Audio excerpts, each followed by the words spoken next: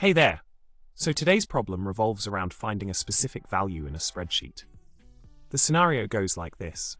We need to pinpoint the first occurrence of a value containing the text YY in one column, while also falling within a certain date range specified in two other columns.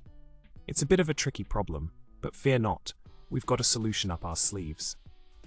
In the proposed solution, we tackle the issue by using a clever formula that leverages the power of Excel functions.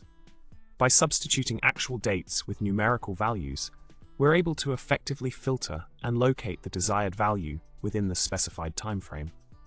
This method might seem a bit unconventional, but trust me, it gets the job done efficiently and accurately. Now, onto a quick summary of what we've covered so far. The key to unraveling this problem lies in creatively manipulating Excel functions to our advantage. By adapting the solution provided, you'll be able to confidently navigate through similar challenges with ease.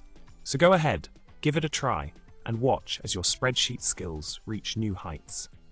And with that, we wrap up our little Excel adventure.